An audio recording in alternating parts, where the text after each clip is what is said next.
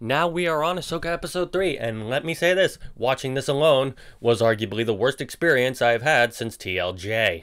The pacing is still complete and utter shit. Ahsoka is still a self-righteous asshole that thinks the Jedi were wrong and they deserve to go out, proving she is still the same self-righteous bitch that she is from TCW. The New Republic Senate is full of room temperature IQ morons who, upon hearing Thrawn may possibly be alive, decide to do nothing and sit on their ass. Then again, this is what we expect from a government that decided to disband their military and navy like a bunch of absolute idiots. I will give this show this.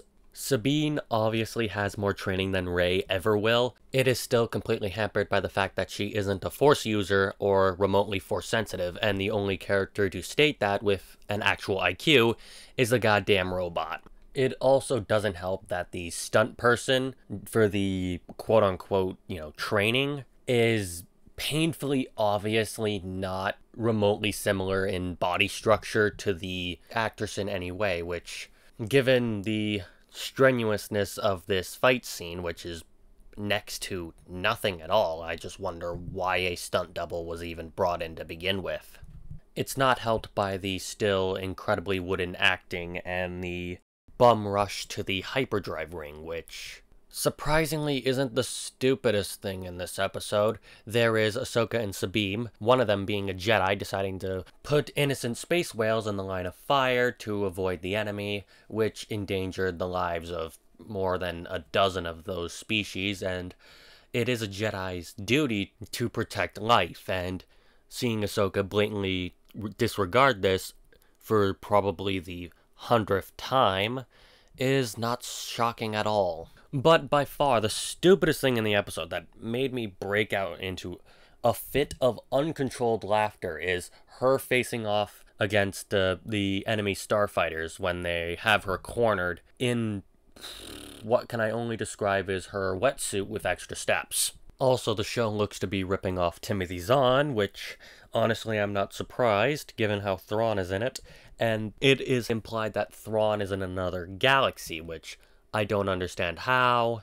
Like, I know it has to do with the space whales, but it's still just, it's like, this feels absolutely desperate in how they just want to get the character out of the galaxy before the First Order shows up. Get Ahsoka out of there so she doesn't have to die, which honestly has been something Filoni has been doing for the past over 15 years to be exact. I'm gonna backtrack for a minute and talk about the starfighters that attacked the hero ship, which the hero ship only having one cannon on the back, which, oh my god, that actually does hurt my brain. It really does, because, well, remember the Millennium Falcon and how it had two cannons, one on the top, one on the bottom, giving it basically full coverage of the ship? Yes, Ahsoka's ship does have its moving wings, but hell, even remote cannons on each wing would go a long way than just, using the tail gun, which Sabine can't aim for shit. Let's be real, like, she misses every fucking shot until the plot demands, she lands one or two. And of course, the starfighters literally can't damage the ship worth a shit. Like, it literally takes the big hyperspace ring and its big fuck-off cannons to actually do damage to the shields. And even after the shields are down, the starfighters pepper it with laser fire, and the laser fire does absolutely nothing to the hull. It just grazes off. And the giant cannons deciding not to finish them off, but leaving them for the starfighters that can't do jack shit. God, I fucking hate this show. Then there's Ahsoka's entire duel with the starfighters, which, oh my god, talk about embarrassing, and Sabine literally brings the ship back to life by just hot wiring it under one desk instead of, going down to the engine room or, hell, flipping some switches. No, just smack a few wires together. That will totally fix the gaping hole in your wing. Also, I don't know how I forgot this, but I forgot that Hera and Kanan banged and they produced a kid, and I'm just wondering, okay, they know Luke is, doing a Jedi Order thing. Why the fuck hasn't Hera sent Jason over?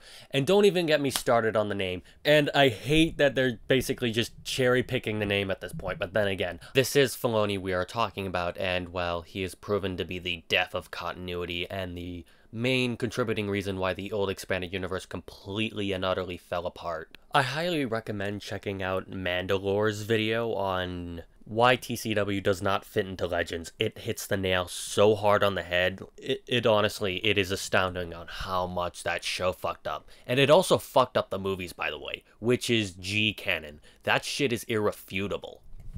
Moving slightly back on track, we are only 3 episodes into this shit show, and somehow it feels like we're on episode 7. Honestly, I do not want to know where this goes, but I'll have to weather this shit. Oh, wonderful. This is just gonna be wonderful. I'm gonna fucking hate this even more.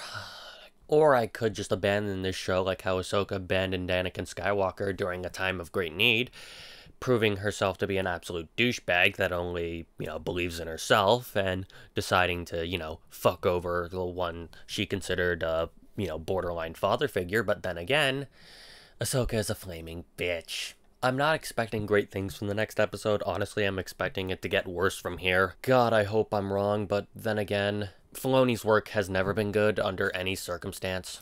Imagine stretching out a 3-year war to 7 seasons of mostly filler.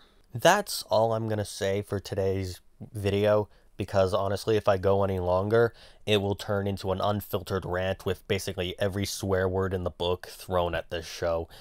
See you all when the next episode comes out. May God have mercy on our souls.